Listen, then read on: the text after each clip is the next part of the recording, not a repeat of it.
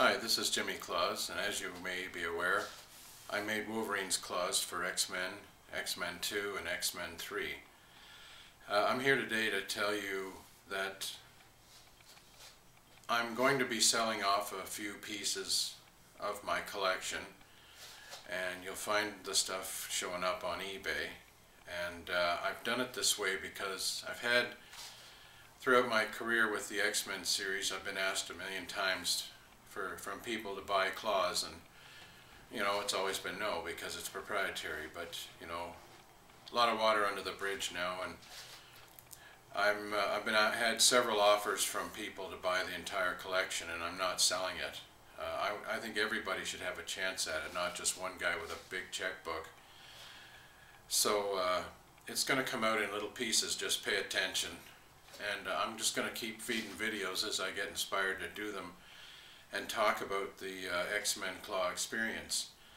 One thing I want to bring up early in the game is I'm starting to find out that there's lots of imitators out there, and only my work was used on the first 3 movies, and if they're telling you it was, I'm the only person that can say yes it is. I'm willing to provide you with this, with picture of your claws or whatever right here documented for $250, but I need to touch them. I know my work, and there's lots of unique features about my work that can't be copied. So if you want genuine X-Men claws, the buck stops here. This is a set of claws from X-Men 1. Very different than 2 or 3. This was the first go round, and if you notice, the wires down at the bottom here are round. They're 1/8 steel rod, and that created a problem for grabbing them, because what would happen is they could splay out like this. And I don't know if that shows it particularly well, but they hinge on the round rod, and that in some cases was useful, like when we did the train gag with Magneto, where he pulls out his claws and that Magneto makes them splay apart like this. So it was useful for that, but the problem was that so much action going on in some of the scenes that they would move, and then I would lose my centers. They could end up doing something stupid like that. So that's why when we got a chance to do it again on X-Men 2, we went with the square wires, which is repeated again on 3. So if you have a set of my claws and they have square wires, it's 2 or 3 for sure. The round wires, they're extremely rare, so I don't think there's more than half a dozen of those sets out in the world. Whereas 2 and 3, yeah, there's a lot more of those, because we made quite a quantity of them. So back to X-Men 1. Here's the blade from X-Men 1. Right, there it is, as molded. And you notice it's got a square end here and the pointy end down here. Well, this is what we turned it into. Now we would machine that scallop out there for the hand to fit. But that was cut after the part was molded.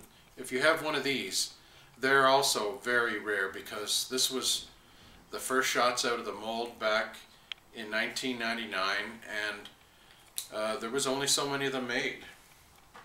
Now if you look at the blade from X-Men 2, there's the as molded 1, there's the as molded 2. Same points on the end, identical in the mold up to this point here. Now another thing that's changed, if you notice on the underside here, this dark dot, that's the injection point. Now on X1 the injection point was back here, but on 2 it was down here beyond the scallop, if you notice. Now by doing that, it's created a surface blemish, because in addition to having the scallop, we also molded the pocket for the wire to go in. And that creates a surface blemish that in certain light creates a U-shaped blemish on both sides of the claw. Now this is very typical of metal cooling, so it's not unrealistic that it would represent the adamantium as it's cooling. So if it has that, then it's a 2 or a 3. If it doesn't have that, it could be a 1 or it could be a fake. Now, here's the set from